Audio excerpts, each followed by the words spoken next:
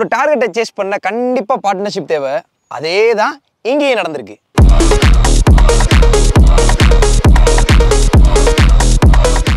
கம்பேக்னா இப்படிதான் இருக்கணும். அதுக்கு எக்ஸாம்பிள் தான் இந்த பைக்.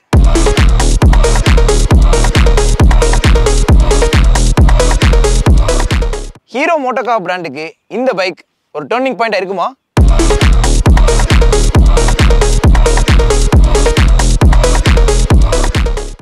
மக்களே, இன்னைக்கு ஹீரோ பிராண்டோட ஹீரோவை உங்ககிட்ட எடுத்துட்டு வந்திருக்கேன். ஆல் நியூ ஹீரோ மேவரிக் 440 நம்ம கூட இருக்கு.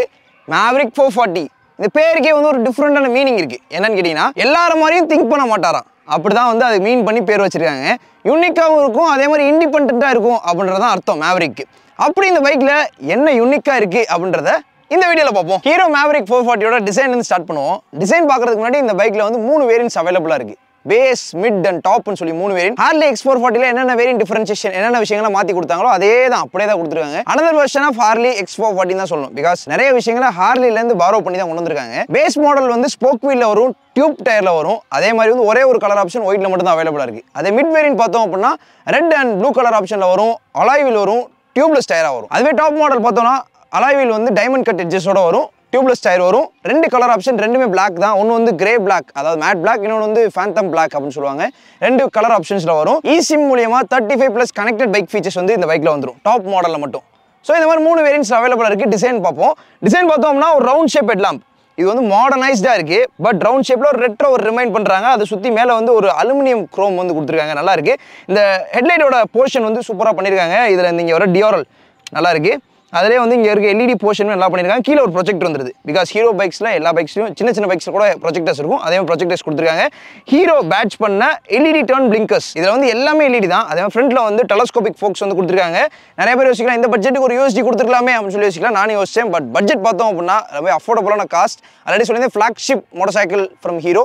ஸோ அதனால் நிறைய ஹார்ட்வேர்ஸை கொஞ்சம் நார்மலாக தான் போட்டிருக்காங்க. ரொம்ப எக்ஸாட்டிக் ஹார்ட்வேர்ஸ்லாம் யூஸ் பண்ணல. அதனால் இதில் வந்து ஃப்ரண்ட்டில் டெலஸ்கோபிக் ஃபோக்ஸ் வந்துருது. ஃப்ரண்ட் ஃபெண்டர் வந்து மெட்டல். இது பார்க்க ஸ்போர்ட்ஸ் பைக் மாதிரி இருக்கா, பட் நிறைய விஷயங்கள் வந்து மெட்டல்ல பண்ணிருக்காங்க. மெட்டல் பார்ட்டிகல்ஸ் நிறைய. ஃப்ரண்ட் மர்க்கார்டு வந்து டீசென்ட்டான ஷேப்ல இருக்கு. அதே மாதிரி கீழே வந்து எக்ஸ்டெண்டரும் கொடுத்துருக்காங்க. அதனால மழை டைம்ல இன்ஜின் கம்பார்ட்மெண்ட்ல தேவையான சேர் சகதியே போகாது. ஃப்ரண்ட்ல 320mm disk twelve channel ABS வந்துருது. டயர்ஸ் பார்த்தோம் அப்படின்னா உங்களுக்கு MRF இருந்து போட்டிருக்காங்க. 110/70 செக்ஷன் வீல்ஸ், பெரிய ரப்பர் தான் ஃப்ரண்ட்ல யூஸ் பண்ணிருக்காங்க. அதுக்கப்புறம் இன்ஜின் 440cc. அதே மாதிரி டாப் எண்ட் வேரியண்ட்ல இந்த இன்ஜின் கேஸ் சுற்றி ஒரு டைமண்ட் எட்ஜஸ், இந்த அலாய் வீல்ல பார்க்குறோம்ல அதே மாதிரி எட்ஜஸ் கொடுப்பாங்க. அந்த ஃபின்ஸ்லாம் வந்து அந்த டைமண்ட் எட்ஜஸ் இருக்கும். அதை அப்படியே கட் பண்ணிக்கிற மாதிரி இருக்கும். அது வந்து ஒரு டிசைன் அப்பியரன்ஸ் கொடுக்குது. ஸோ இன்ஜினோட அசம்பிளி பார்த்தோம்னா அப்படி தான் இருக்குது. இன்ஜின் வந்து சேம் X440ல இருக்குது அதே இன்ஜின் தான். பட் டியூனிங் மட்டும் டிஃபரன்ஸ் இருக்குது. இந்த இன்ஜின் வந்து 440cc 27 horse power 36 Nm dark produce பண்ணும். ஏர்எஃப்எஸ் ஆயில் கூல்ட் இன்ஜின். நீங்கள் யோசிக்கலாம் 440cc லிக்விட் கூலிங் சிஸ்டம் கொடுத்துருக்கலாமே அப்படின்னு யோசிக்கலாம். பட் இந்த பட்ஜெட் ரேஞ்சில் கொடுறோம்னு சொல்லி ஏர்எஸ்எல்எஸ் ஆயில் கூல்ட் சிஸ்டம் தான் யூஸ் பண்ணியிருக்காங்க. சேம் ஹேர்லியில் இருக்க அதே இன்ஜின் ஹார்ட்வேர்ஸ் தான். அதனால இதில் ஒரு யூனிக்னஸ் அவங்க காமிச்சிருக்கலாம். இருந்தாலும் இது இன்ஜின் ரீடியூன் பண்ணியிருக்காங்க. இந்த இன்ஜின்மே வந்து கொஞ்சம் ஹேர்லியோட கம்மி தான். ஹேர்லி 38 Nm டார்க், இது வந்து 36 Nm டார்க் தான். ஸோ அதனால பவரில் கொஞ்சம் டிஃபரன்ஷியேஷன் இருக்கு. அதுக்கப்புறம் இந்த டார்க்ஸ் அப்படின்னு இருக்கு பார்த்தீங்கன்னா, இது வந்து இந்த டார்க்கோட ரோலை மென்ஷன் பண்ணுது. 36 Nm டார்க்னால இனிஷியல் பைட்லேருந்து மிட் ரேஞ்ச் பவர் வரைக்கும் பயங்கரமாக இருக்கும். அதுக்காண்டி தான் இந்த டார்க்ஸ் அப்படின்றத மென்ஷன் பண்ணுறாங்க. டார்க்கியான இன்ஜின் அப்படின்னு சொல்ல வராங்க. அப்புறம் ட்ரெல்ஸ் ஃப்ரேம் செட்டப்பில் பில்ட் பண்ணியிருக்காங்க. ட்ரெல்ஸ் ஃப்ரேம் கன்ஸ்ட்ரக்ஷன் வந்து டியூரபிளாக இருக்குது. சென்டர் ஆஃப் கிராவிட்டியும் சரி, அதுக்கப்புறம் அந்த ஸ்டெபிலிட்டி லெவலுமே நல்லா இருக்குது. அஜைலாக இருக்குது ஓட்டுறதுக்கு. அதுக்கப்புறம் இந்த சைட் டோர்ஸ் இதுவுமே மெட்டல், கிராங்க் மெட்டல். அதுக்கப்புறம் இது மட்டும் ஃபைபர் பிளாஸ்டிக் தான். அதுக்கு பின்னாடி இருக்கிறதும் ஃபைபர் பிளாஸ்டிக், நார்மலான பிளாஸ்டிக் தான். அதுக்கப்புறம் இது ஃபைபர் பிளாஸ்டிக், இதுவும் ஃபைபர் பிளாஸ்டிக், இதுவும் ஃபைபர் பிளாஸ்டிக் தான். But side door, tank, front mudguard, அதுக்கப்புறம் பின்னாடி கிராப் வந்து அலுமினியம் கிராப் எல்லாம் கொடுத்துருக்காங்க. நல்லா இருக்கு. பின்னாடி இருக்க டெயில் டேட் குவாலிட்டியுமே நல்லா இருக்கு. ஸோ ஃபுட் பேக்ஸ் வந்து நார்மல் ஹீரோ பைக்ஸ் இருக்க மாதிரி ஃபுட் பேக்ஸ் தான் வந்து கொடுத்துருக்காங்க. பட் ஒரு சில விஷயங்கள் ப்ரீமியமாக தான் இருக்கு. Premium motor cycle of Hero MotoCorp அப்படின்னு தான் சொல்லணும். அப்புறம் எக்ஸாஸ்ட் வந்து நல்ல பெரிய எக்ஸாஸ்ட் கேனாக கொடுத்துருக்காங்க. டிஃப்ரெண்டாக இருக்கு. இதில் வந்து இந்த எக்ஸாஸ்ட் பார்த்தோன்னே வந்து எனக்கு கரிஷ்மா ஞாபகம் தான் வருது. கரிஷ்மாவோட அகலம் கம்மி பட் நீளம் கூட, அப்படி தான் டிசைன் பண்ணியிருக்காங்க. எட்ஜ் வந்து அந்த ஒரு மாதிரி ப்ரௌன் குரோமில் இருக்கு. நல்லா இருக்கு. ஸோ இந்த பைக்கோட எக்ஸாஸ்ட் நோட் வந்து ஸ்பெஷல், நல்லா இருக்கும் கேட்கறதுக்கு. கேட்போம். இது ஐடியல் நோட். டுபு ஒரு மாதிரி ஒரு க்ரூசர் பைக்கான ஒரு ஃபீலை கிரியேட் பண்ணும். பட் ஸ்போர்ட்ஸ் பைக் மாதிரி லவுடாக இருக்கும். ரவ் பண்ணுவோம்.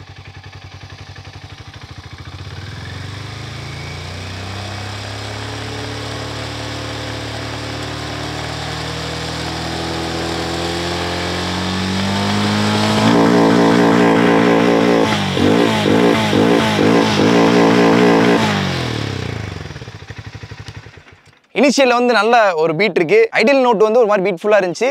இனிஷியலில் அந்த 3000 RPM வரைக்கும் ஒரு மாதிரி பீட் கிரியேட் ஆச்சு. போக வந்து அந்த பீட் கொஞ்சம் கம்மியாக தெரியுற மாதிரி இருக்குது. பட் இருந்தாலும் இந்த பைக்கோட எக்ஸாஸ்ட் நோட் யூனிக் அண்ட் பீட்ஃபுல்லாக இருக்குன்னு சொல்லலாம். லக்கேஜ் கேரியர் எது மாட்டினாலும் நீங்கள் மாட்டிக்கலாம், அதுக்கான ப்ரொவிஷன் இருக்குது. டெயில் லேம்ப் வந்து டிஃப்ரெண்டான டெயில் லேம்பாக இருக்குது. ஹீரோ பைக்ஸில் ஒரு கனெக்ஷன் இருக்கும் லைட்ஸில். ஸோ ஃப்ரண்ட்டில் எப்படி டிஆர்எல் கொடுத்துருக்காங்களோ அதே மாதிரி டெயில் லேம்ப்லையும் கொடுப்பாங்க. அதே தான் கொடுத்துருக்காங்க. நல்லா இருக்குது, ஸ்லீக்காக இருக்குது. அதுக்கப்புறம் ஹீரோட பேட்ஜ் இந்த டெயில் டேடியும் வந்து ஆல்ரெடி ஹீரோ பைக்ஸ் நம்ம பார்த்துருக்கோம். அதே மாதிரி தான் கொஞ்சம் ரீடிசைன் பண்ணியிருக்காங்க. இண்டிகேட்டர்ஸ் LED தான் rear disc 240mm disc, Bybre calipers use பண்ணியிருக்காங்க. பாக்ஸ் டைப் ஸ்விங் ஆர்ம்ல தான் வருது, அலுமினியம் ஸ்விங் ஆர்ம்லாம் கிடையாது. உங்களுக்கு நார்மலான ப்ரொபோர்ஷன் தான் பில்ட் பண்ணியிருக்காங்க. அதுக்கப்புறம் ட்வின் ஷாக் அப்சர்வர்ஸ் வந்து கொடுத்துருக்காங்க. இதில் வந்து மோனோஷாக் சஸ்பென்ஷன்லாம் கிடையாது. பட் இது அட்ஜஸ்டபிள் ட்வின் ஷாக்காக வந்து கொடுத்துருக்காங்க. இந்த சஸ்பென்ஷனோட கம்ஃபர்ட் பார்த்தோம்னா நார்மலான பம்ப்ஸ்லாம் வந்து ஒரு விஷயமே இல்லாத மாதிரி கிராஸ் பண்ணி போயிருது. பட் பெரிய ஹார்டான பம்ப்ஸில் பள்ளத்தில் விடும் போது ஒரு மாதிரி ஒரு ஸ்டிஃப்னஸ் ஃபீல் ஆகுது. பட் இருந்தாலும் 65% வரைக்கும் கம்ஃபர்டபுளாக இருக்குது. ஒரு ஆல்மோஸ்ட் 35% வந்து ஸ்டிஃப்னஸாக இருக்குன்னு சொல்லணும். ரியர் டயர்ஸ் வந்து 150, 60, 17 inches வீல்ஸ். அலாய்விலோட டிசைன் பார்க்குறதுக்கு நல்லா இருக்குது. டயர்ஸோட லெவலுமே ஓகே தான். இருந்தாலும் 440cc இதோட பவருக்கு இந்த டயர் இந்த ரப்பர் போதுமானதாக இருக்கும். சீட்ஸ் பார்த்தோம் அப்படின்னா சிங்கிள் சீட் செட்டப் தான், ஸ்பிளிட் சீட்ஸ் கிடையாது. சிங்கிள் சீட்டாக தான் கொடுத்துருக்காங்க. இதில் வந்து அங்கங்கே நீங்கள் ஒரு க்ரூசரையும் ஒரு ஸ்கிராம்பிளரையும் பார்த்துக்கிட்டே இருக்க முடியும். இந்த பைக்கோட ஓவரால் டிசைன் லாங்குவேஜ் ஒரு ஸ்கிராம்பிளர் ஒரு ரோட்ஸ்டரை ரிமைண்ட் பண்ணிட்டே இருக்கும். அப்படி தான் வந்து டிசைன் பண்ணியிருக்காங்க. பட் ஒரு சில இடத்துல வந்து இந்த க்ரூசரையும் நீங்கள் பார்க்க முடியும். பர்ஃபார்மன்ஸில் நீங்கள் க்ரூசரை பார்க்க முடியும். அதை ரைட் ரிவ்யூவில் ஷேர் பண்ணியிருக்கேன், நீங்கள் கேளுங்க. இந்த சீட்ஸ் வந்து single seat structure, 2 level of friction use பண்ணியிருக்காங்க. இந்த பைக்கோட பில்லியன் கம்ஃபர்ட் வந்து எப்படி இருக்குன்னு கேட்டிங்கன்னா பின்னாடி சீட்டை வந்து ரொம்ப சின்னதாக க்ளோஸ் பண்ணிட்டாங்க. அதனால் பில்லியனுக்கு அந்த அளவுக்கு கம்ஃபர்ட் இருக்கும்னு கேட்டிங்கன்னா ஃபேட்டாக இருந்தீங்கன்னா அது கஷ்டம். ரைடர் சீட் பார்த்தோம்னா ரைடர் சீட் நல்லா அகலமாக இருக்குது. உட்காந்து பார்ப்போம். சீட்டோட லெவல் வந்து ஒரு மாதிரி இப்படி ஸ்லோப்பாக கொண்டு வந்திருக்காங்க. அதனால லோவான ஸ்டாண்ட்ஸ் கிடைக்குது. 803mm சேட்டலைட் வந்து கொடுத்துருக்காங்க. 803 பெரிய நம்பராக இருக்கே அப்படின்னு யோசிக்கலாம். பட் சீட்டோட லெவல் வந்து இப்படி இருக்குது. அதனால் வந்து நான் வந்து 5.6 feet ப்ளஸ் ஆல்மோஸ்ட் 5.6 feet இருக்கேன். ஸோ நார்மலாக என் ஹைட்டுக்கு வந்து 803mm வந்து ஒரு சைடு தான் பேலன்ஸே ஆகும். பட் இப்போ பாருங்கள் 2 சைடு பேலன்ஸ் ஆகுது, முட்டும் மடங்கி தான் இருக்குது. அதனால் நீங்கள் 5 feet இருந்தாலும் தாராளமாக ட்ரை பண்ணி பாருங்கள். 5.2 feet இருந்தீங்கன்னா பக்காவாக உங்களுக்கு சூட்டபுளாக இருக்கும். ரைடர் ட்ரையாங்கிள் பார்ப்போம். ஒரு மாதிரி டிஃப்ரெண்டான ப்ரொப்போர்ஷன். சீட்டோட லெவல் வந்து மாதிரி லோவராக இருக்குது. ஹேண்டில் பாரோட லெவல் வந்து ஹைட்டாக இருக்குது, அதுவும் ஒய்டாக இருக்குது. மினிமம் ஒய்ட்லாம் கிடையாது, நல்லா ஒய்டாக கொடுத்துருக்காங்க, நல்லா ரைஸ் பண்ணியிருக்காங்க. அதனால் ஒரு க்ரூசர் மிக்ஸ்டு ஸ்கிராம்பிளர் அப்படி தான் சொல்லணும், அப்படி தான் ரெடி பண்ணியிருக்காங்க. ரைடர் ட்ரையாங்கிள் பெட்டராக இருக்குது, டிஃப்ரெண்ட்டாக இருக்குன்னு சொல்லலாம். இதுக்கு முன்னாடி டைம் ஸ்பீட் 400 ட்ரை பண்ணோம். அது வந்து ஒரு காம்பாக்டான ஃபீல் கொடுத்துச்சு. பட் இது டிஃப்ரெண்ட்டான ஃபீல் கிரியேட் பண்ணியிருக்கு. இதுவும் ஓரளவுக்கு காம்பாக்டாக தான் இருக்குன்னு சொல்லணும். கண்டிப்பாக நீங்கள் டெஸ்ட் பண்ணி பார்த்துட்டு முடிவு பண்ணுங்கள் எப்படி இருக்குன்றத. ஃபியூல் டேங்க் கெப்பாசிட்டி வந்து 13.5 liters கொடுத்துருக்காங்க. டேங்கோட டிசைன் ஒரு மாதிரி ஸ்லீக்காக இருக்குது. அகலமாலாம் இல்லை, நீளமாகவும் இல்லை, சிம்பிள் அண்ட் ஸ்லீக்காக பண்ணியிருக்காங்க. அந்த மேட் பெயிண்ட் ஷேட் வந்து நல்லா இருக்குது. மேவரிக்கோட பேட்ச் கீழே 440 அப்படின்றது ஸ்டிக்கர் பண்ணியிருக்காங்க. இங்கேயும் மேவரிக் 440ன்னு சொல்லி பேட்ச் பண்ணியிருக்காங்க. அதுக்கப்புறம் இந்த செட்டப், இந்த காக்பிட் வியூ வந்து ஒரு மாதிரி நல்லா இருக்குது, ப்ரீமியமாக இருக்குது. சுவிச்சஸ் எல்லாம் வந்து சேம் ஹேர்லியில் இருக்குது, அதே சுவிச்சஸ் தான். அசாட் வந்துருது, SOS பட்டன் கொடுத்துருக்காங்க, கில் சுவிட்ச், இன்டெகிரேட்டட் செல்ஃப் ஸ்டார்ட் எல்லாமே வந்துருதுங்க உங்களுக்கு. Okay done. நிறைய விஷயங்கள் பண்ணியிருக்காங்க. But adjustable clutch and levers வரல. அதே மாதிரி இந்த பைக்கில் 6-speed gear box with assist slipper clutch கொடுத்துருக்காங்க. ஸ்லிப்பர் கிளச் ஃபங்க்ஷன்லாம் நல்லா இருக்குது. USB சார்ஜிங் போர்ட் வந்துருது. ஃபுல் டிஜிட்டல் கிளஸ்டர் கொடுத்துருக்காங்க. ஸோ கிளஸ்டரில் என்னென்ன கொடுத்துருக்காங்கன்றத பார்த்துருவோம். கிளஸ்டரோட UI பார்த்தோம்னா டிஃப்ரெண்ட்டாக வருது, நல்லா இருக்குது, டெக்கியாக இருக்குன்னு சொல்லலாம். இந்த சைடு வந்து 8000 RPM வரைக்கும் டாக்கோமீட்டர்ஸ் வருது. அந்த ரவுண்டை வந்து சூப்பராக மேட்ச் பண்ணியிருக்காங்க. ஸ்பீடோமீட்டர், ஸோ km/h வந்துருது. கீழே ஓடோமீட்டர், ட்ரிப் மீட்டர் வரும், gear position indicator, fuel gauge level, time, இண்டிகேஷன்ஸ்லாம் சுற்றி வந்துருது. அதுக்கப்புறம் ரீட் அவுட்ஸ் என்னென்ன இருக்குன்றதை பார்ப்போம். So odometer, trip A, trip B, அப்புறம் average mileage, distance to empty, range காமிக்குது. ஓகே, இந்த ரீட் அவுட்ஸ் மட்டும் தான் இருக்குது. அதே மாதிரி டர்ன் பை டர்ன் நேவிகேஷன் வந்துருது, SMS இண்டிகேஷன், உங்களுக்கு கால் நோட்டிஃபிகேஷன் இதெல்லாம் வந்துடும். ஸோ 35+ கனெக்டட் பைக் ஃபீச்சர் வந்து இந்த டாப் அண்ட் மாடலில் இருக்குது. ப்ளூடூத் கனெக்டிவிட்டி ஃபெசிலிட்டியும் கொடுத்துருக்காங்க. மக்கள் நம்ம கூட ஹீரோ மேவரிக் 440 இருக்குது. ஒரு ஹைவே ட்ராக்கில் தான் இருக்கும். இது ஒரு பெரிய இன்ஜின் தான். ஆல்மோஸ்ட் 36 Nm டார்க் ப்ரொடியூஸ் பண்ணக்கூடிய இன்ஜின், 27 bhp ப்ரொடியூஸ் பண்ணும். எப்படி பர்ஃபார்ம் பண்ணுது அப்படின்றத செக் பண்ணுவோம். ஃபஸ்ட்டு பவர் டெலிவரி செக் பண்ணிடலாமா? எக்ஸாஸ்ட் நோட் வந்து பீட்ஃபுல்லாக இருக்குது, சும்மா அதிருது அப்படின்னு தான் சொல்லணும். Okay, clutch access smooth, gear shifting also smooth. Move பண்ணுவோம். அரவுண்ட் 1750 RPM, 2000 RPM இன்னும் ஹிட் ஆகலை. பட் ஆக்சிலேட்டரே கொடுக்காம 9 km/h வரைக்கும் போகுது. நல்லா லோ அண்ட் இருக்குன்னு சொல்லி எதிர்பார்க்கப்படுது. Let's see. இப்போ தான் RPM ரேஞ்சே வந்து மேலே போகுது. ஆல்மோஸ்ட் 2000 RPM இப்போ தான் இருக்கும். 2, 3, 4 லீனியரான பவர் டெலிவரி தாங்க. இந்த மாதிரி கிராஜுவல் ஆக்சிலரேஷன் கொடுக்கும்போது பவர் டெலிவரி லீனியராக இருக்குது. ஆக்சிலரேட்டர் அப்படியே மாற்றும் போது பவர் டெலிவரி மேப்பும் மாறிடுது. அப்படி தான் சொல்லலாம். அந்த டார்க்கோட ரோல் பீக் போயிடுது. பீக் டார்க்கு அந்த இடத்துல பார்க்க முடியுது. ஓகே, பவர் டெலிவரி அப்படி தான் இருக்குது. இனிஷியலாக ஸ்மூத்தாக தான் ஓப்பன் ஆகுது. அப்படியே போகிறோம் 4000 வரைக்கும் இப்படியே போயிட்டுருக்கு. 4000 மேலே போதும், வேறு லெவலுக்கு போகலாம் அப்படின்னு சொல்லிட்டு நெக்ஸ்ட் ரேஞ்சுக்குள்ளே என்ட்ரு ஆயிடுது. அதுதான் அந்த பர்ஃபார்மன்ஸ் ரேஞ்ச். அந்த 440cc வந்து நம்ம அந்த இடத்துல பார்க்கலாம். அந்த டார்க்கோட ரோல், அந்த ஹார்ஸ் பவர் ரோல் அந்த இடத்துல நம்ம பார்க்க முடியும். பவர் டெலிவரி வந்து லீனியராக இருக்குது. அக்ரெசிவாக இருக்கா அப்படின்றத கேட்டிங்க அப்படின்னா அதை நம்ம இனிஷியல் டார்க் எப்படி புல் பண்ணுது அப்படின்றத பார்த்தா தெரிஞ்சிடும். நிப்பாட்டிடுவோம். ஓகே, நிப்பாட்டியாச்சு. 3, 2, 1 கோ. ஓகே, இனிஷியலாக 3000 RPMக்குள்ளே உங்களால் பவரை ஃபீல் பண்ண முடியும். நீங்கள் உடனே கிளச்சை விட்டு சடனாக த்ரால் கொடுத்தீங்க அப்படின்னா ஒரு புல் காமிக்குது. திரும்பி அவங்க காமிக்கிறேன் பாருங்க. ஃபர்ஸ்ட் கியர் 3, 2, 1 50 போகுது ஃபர்ஸ்ட் கியரில். செகண்ட் கியரில் 75, 100,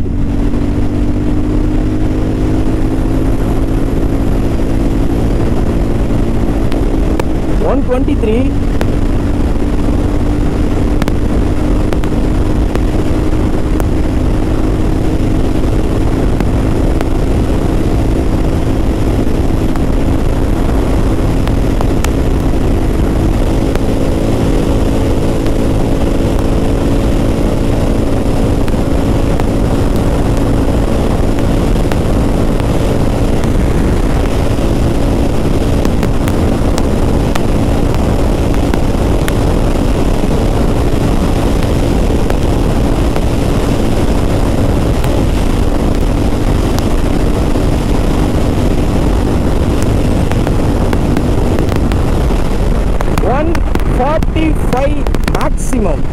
145 மேக்ஸிமம் போயிருக்கு எனக்கு. பட் ரோட்ஸ் நல்லா இருந்துச்சு அப்படின்னா ஒரு 155 to 60 வரைக்கும் நீங்கள் கிளைம் பண்ணலாம். இது வந்து உங்களுக்கு இந்த பைக்கோட பொட்டன்ஷியலை காமிக்கணுன்றதுக்காண்டி ஒரு ஃப்ரீ ரோட்ஸில் செக் பண்ணது. இது வந்து ரோட்ஸில் ட்ரை பண்ணாதீங்க, just for testing purpose only. Okay, performance range வந்து நல்லா இருக்குது. மிட் ரேஞ்சில் சூப்பர் பர்ஃபார்மன்ஸ் ப்ரொடியூஸ் பண்ணுது. இனிஷியலில் வந்து கிராஜுவலாக இருக்குது. டாப் எண்ட் வந்து அந்த அளவுக்கு ஆகும்னு சொல்ல முடியாது. பிகாஸ் டார்க்கோட ரோல் தான் அதிகம், ஹார்ஸ் பவர் ரோல் வந்து ரொம்ப லீட் பண்ணலை. ஆர்பிஎம் ரேஞ்சஸுமே வந்து டார்க்குக்கு ஒரு 4000 RPM ரேஞ்சுக்குள்ளே வந்து அட்டைன் ஆயிடுது. அதே 6000 RPMல ஹார்ஸ் பவர் அட்டைன் ஆயிரும். அப்போ அரௌண்ட் 6000 RPM தான் இந்த பைக்கோட மேக்ஸிமம் RPM ரேஞ்ச் வந்து அவங்க கொடுத்துருக்காங்க. பிகாஸ் RPM மீட்டர்ஸுமே வந்து இதில் காமிக்கிறது ஆல்மோஸ்ட் 6000 மட்டும் தான் காமிக்குது. 6000 RPM ரேஞ்சுக்குள்ளே it attains full power. So அதனால் நம்ம அந்த பவரை பார்க்க முடியுது. 6000 RPM போது இது வந்து ஒரு க்ரூசர் பைக் ரேஞ்சில் நமக்கு ஃபீல் ஆகுது. பட் டிசைன் வைஸ் வந்து ஒரு ஸ்போர்ட்ஸ் பைக் ப்ரொபோஷனில் டிசைன் பண்ணியிருக்காங்க. ஸோ இன்ஜின் பார்த்தோம் அப்படின்னா ஒரு க்ரூசர் பைக்குரிய டியூனிங்கில் தான் இருக்குன்னு சொல்லணும். பிகாஸ் 6000 RPM போது இனிஷியல்லேருந்து மிட் ரேஞ்ச் போகிறதுக்குள்ள உங்களுக்கு பவர் எல்லாத்தையும் காமிச்சிடும். அந்த மாதிரி தான் ரெடி பண்ணியிருக்காங்க. பிகாஸ் டாப் அண்ட் பர்ஃபார்மன்ஸ் இருக்கணும்னா கண்டிப்பாக ஆல்மோஸ்ட் ஒரு 9000 RPM அந்த ரேஞ்ச் புல் பண்ணால் தான் டாப் அண்ட் பர்ஃபார்மன்ஸ் நல்லாயிருக்கும் அப்படின்னு வந்து பேசிக்காக ஒரு விஷயம் இருக்குது. அந்த விஷயம் தான் உண்மையும் கூட. டர்னிங் ரேடியஸ் பார்ப்போம். வைடான ஹேண்டில் பார் தான். ஈஸியாக டர்ன் பண்ணி போக முடியுமான்னு கேட்டிங்கன்னா அது கொஞ்சம் டவுட்டான ஒரு விஷயம் தான். பிகாஸ் டர்னிங் ரேடியஸ் பாருங்கள், இங்கே தட்டிடும், அதே மாதிரி இங்கேயும் தட்டிடும். அதனால் ரொம்ப ஒஸ்ட்டுன்னு சொல்ல முடியாது, பெட்டராக இருக்கும்னு சொல்லலாம். ஓகே, இந்த பைக்கோட RPM ரோல் வந்து 6000 RPM வரைக்கும் தான் இருக்குன்னு சொல்லியிருந்தேன். அதனால் நம்ம 0 to 60 எவ்வளோ ஸ்பீடில் போகுது, 0 to 100 எவ்வளோ ஸ்பீடில் போகுது அப்படின்றத செக் பண்ணுவோம். 0 to 60, 3, 2, 1 go.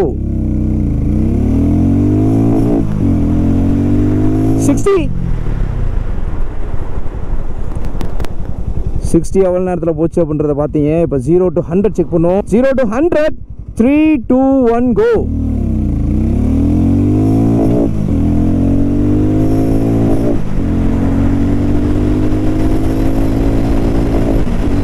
100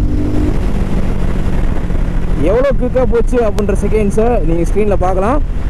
இந்த 0 to 100 and 0 to 60 வச்சு பார்க்கும்போது இனிஷியல்லேருந்து மிட் ரேஞ்ச் வரைக்கும் எவ்வளோ ஸ்பீடில் பர்ஃபார்மன்ஸை புல்லப் பண்ணுது அப்படின்றத நம்ம ஃபீல் பண்ண முடியும். ஓகே, இதான் பர்ஃபார்மன்ஸ் செக். ஸோ இந்த பைக்கில் ஒரு விஷயம் எனக்கு ரொம்ப பிடிச்சிருந்துச்சு. அது என்னென்னா, நான் நிப்பாட்டிட்டு இனிஷியலாக ஒரு மூவ் பண்ணும்போது அந்த 36 Nm டார்க், அந்த டார்க்ஸ் அப்படின்னு சொல்லியிருந்தாங்கல்ல, அந்த விஷயம் வந்து இங்கே நல்லா ஒர்க் அவுட் ஆகுது. காமிக்கிறேன். அது ரொம்ப இம்ப்ரெஸ் பண்ணிச்சேனே. பார்க்கலாம். 3, 2, 1 கிளட்சை விட்டோடனே பவர் வந்து அக்ரெசிவ்னஸ் துரிக்கோராக இருக்குன்னு சொல்லலாம். அந்த ஒரு 4500 to 5000 RPMக்குள்ள போகிற வரைக்கும் எல்லா கியர்லையுமே. ஆனால் லாஸ்ட் கியர் 6th கியர் வந்து க்ரூசிங் கியர் தான். 5th கியர் வரைக்கும் உங்களுக்கு பவர் வந்து நல்லா ஓப்பன் பண்ணும். அட்மோஸ்ட் லெவல் ஆஃப் பர்ஃபார்மன்ஸை நீங்கள் ஃபீல் பண்ண முடியும். பட் 6th கியர் வந்து ஒரு க்ரூசிங் கியர் தான். இன்ஜின் வந்து கொஞ்சம் எஃபோர்ட்லெஸ்ஸாக ஸ்ட்ரெஸ்லாம் மூவ் ஆகிறதுக்காண்டி அந்த கியர் அப்படி தான் இருந்துச்சு. பிகாஸ் நான் 144 க்ரூஸ் பண்ணிருக்கேன். நெக்ஸ்ட் கியர் ஷிஃப்ட் பண்ணேன். ஸ்பீடு வந்து அதே லெவலில் தான் மெயின்டைன் ஆச்சு. கொஞ்சம் ஸ்லோவாக தான் மேலே போச்சுன்னு சொல்லணும். So because it's a cruising gear. Okay, இப்போ இந்த பைக்கோட பெர்ஃபார்மன்ஸ் செக் பண்ணிட்டோம். பிரேக்ஸ் செக் பண்ணணும்ல. பிரேக்கிங் ஹார்ட்வேர்ஸ் வந்து நல்ல ஹார்ட்வேர்ஸ் தான் கொடுத்துருக்காங்க. டுவல் சேனல் ஏபிஎஸ் வந்துருது. ஃபஸ்ட்டு நம்ம ரியர் பிரேக்ஸ் செக் பண்ணுவோம். ஃபஸ்ட்டு வந்து 0 to 80 லாக் பண்ணிப்போம். ஆல்மோஸ்ட் நம்ம ஒரு 80ல் இருக்கும். ரியர் பிரேக்ஸை ஃபைட் பண்ணுறேன். Rear breaks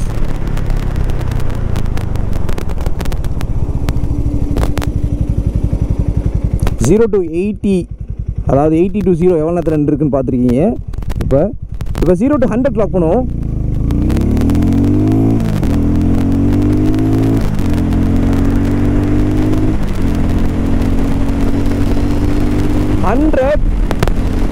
almost 110 plus cruise பண்ணிருக்கோம். 120லாம் அசால்ட்டாக போயிடுது. இப்போ ரியர் பிரேக்ஸ் அப்ளை பண்ணுறேன். 100 கொண்டு வந்துக்குவோம். ஃபஸ்ட்டு ஷார்ப்பாக 100 தான். 100 ரியர் பிரேக்ஸ். டயர் சவுண்ட் வந்து லைட்டாக கேட்குது. கிரிச் அப்படின்னுச்சு. பிகாஸ் ஃபோர்ஸ் பைட் பண்ணுறனால. இப்போ நம்ம வந்து ஃப்ரண்ட் பிரேக் செக் போடுவோம். ரியர் பிரேக்ஸ் வந்து ஓகே, ஒரு நார்மலான பிரேக்கிங்க்கு வந்து போதுமானதாக இருக்கும். பிரேக்ஸில் வந்து பெரிய பதட்டத்துக்கு காமிக்கல. ஸ்டாப்பிங் பெட்டராக இருக்குது. 60ல் லாக் பண்ணி காமிக்கிற பாருங்க. ஃபோர்ஸ் பைட் பண்ணும்போது டயர் சவுண்ட் இருக்க தான் செய்யுது. இப்போ 0 to 80 போயிடும். 80லேருந்து 0 பண்ணுவோம். 80 0 ஃப்ரண்ட் பிரேக்ஸ். ஓகே, ஃப்ரண்ட் பிரேக்ஸோட பைட் வந்து லைட்டாக பைட் ஆகிற மாதிரி தெரிஞ்சாலும் ஸ்டாப்பிங் ஷார்ப்பாக இருக்குது. 0 to 100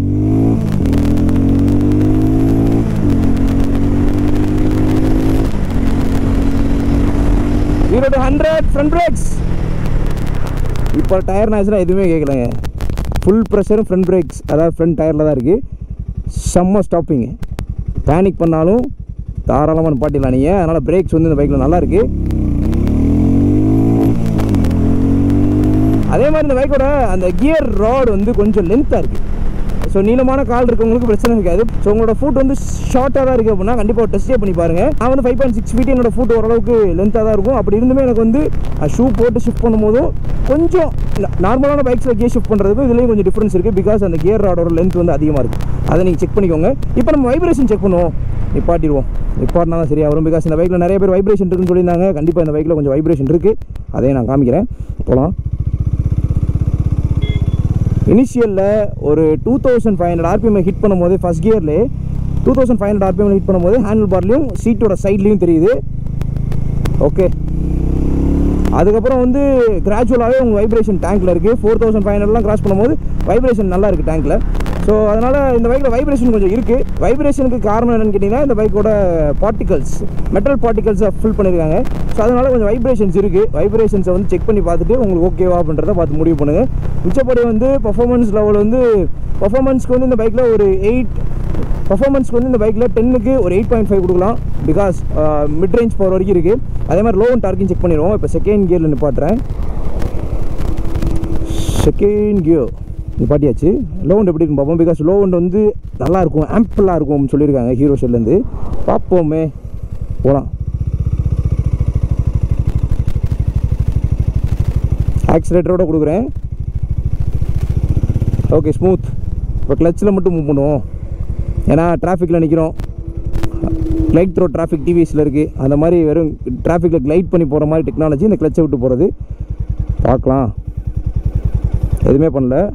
கிளச்சை கரெக்டான பாயிண்டில் வச்சு மூவ் பண்ணுறேன் நான். செயின் செட்டரிங் இல்லை, இன்ஜின் டேம்பர் ஆகலை, எதுவுமே ஆகலை. It's going smooth. அவ்வளோதான். அதை கரெக்டான லெவலில் நீங்கள் கிளச்சை விட்டிங்கன்னா நல்லாயிருக்கும். இது செகண்ட் கியரில். இப்போ நான் வந்து ஒரு நல்ல பவர் அட்டன் பண்ணிக்கிறேன். 5th கியர் ஒரு 40 வந்துடும். ஓகே, 4th கியரில் ஒரு 40, பிலோ 40ல் நல்லா இருக்குது. 5th கியரில் 40ல் வந்து that's not that much good. So 4th கியரில் 40 okay, பரவாயில்ல. லோ அண்ட் டார்க் வந்து ஒரு 85% வந்து நல்லா இருக்குது. அதனால் சிட்டிக்குள்ள ஓட்டுறது நல்லாயிருக்கும். பர்ஃபார்மன்ஸ்க்கு வந்து ஒரு 8.5 கொடுக்கலாம். பிரேக்ஸ்க்கு வந்து ஒரு 9 கொடுக்கலாம் 10க்கு. அதே மாதிரி சஸ்பென்ஷன் கம்ஃபர்ட் பார்த்துருவோமா?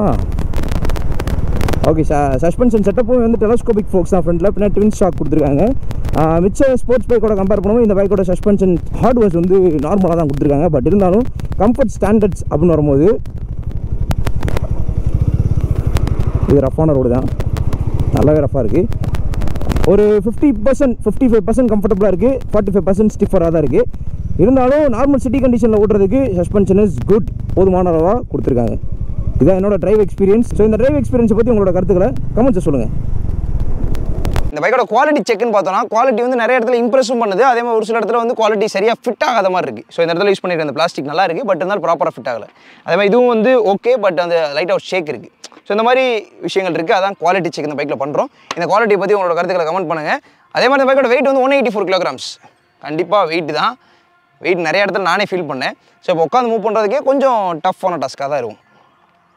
பாருங்க, ஒரு க்ரூசர் பைக்ஸ்க்கான ஒரு வெயிட் இருக்குது. பிகாஸ் இது வந்து ஹார்லியோட சிப்ளிங்காக தான் கொண்டு வந்திருக்காங்க. அதனால் 184 kilograms பேலன்ஸ் பண்ண முடியுதா அப்படின்றத செக் பண்ணிக்கோங்க. பட் ஒரு அட்வான்டேஜ் என்னன்னா, வெயிட்டில் ஸ்டார்ட் பண்ணி ஃபஸ்ட் கியர் போட்டு மூவ் பண்ணிட்டீங்க அப்படின்னா வெயிட் சுத்தமாக தெரியல, பேப்பராக இருக்குது அப்படின்னு தான் சொல்லணும். பைக் அந்தளவுக்கு ஈஸி டு ஹேண்டிலாக இருக்குது. ஸோ பேப்பராக இருக்குன்ற அந்த ஸ்டேட்மெண்ட் வந்து ஸ்டெபிலிட்டி இல்லாமல் போயிருன்னு சொல்ல வரல. ஸோ அந்தளவு வெயிட் கம்மியாக இருக்குன்னு சொல்ல வரேன். ஸ்டெபிலிட்டிலாம் பக்காவாக இருக்குது. நான் ஒரு 140+ க்ரூஸ் பண்ணேன். இந்த பைக்கோட வெயிட்டுக்கு அப்படியே நின்று ஸ்டேபிளாக போச்சு. அந்த அளவுக்கு நல்லா இருந்துச்சு ஸ்டெபிலிட்டி. ஸோ அந்த ஸ்டெபிலிட்டிலாம் குறை கிடையாது. இதான் ஓரளவு. ப்ரைஸ் பார்த்தோம் அப்படின்னா 1,99,000 பேஸ் மாடலோட ப்ரைஸ். அதே மிட் மாடலோட ப்ரைஸ் வந்து 2,14,000. டாப் அண்ட் ப்ரைஸ் வந்து 2,14,000. கிட்டத்தட்ட 14,000 டிஃபரன்ஸ் வருது.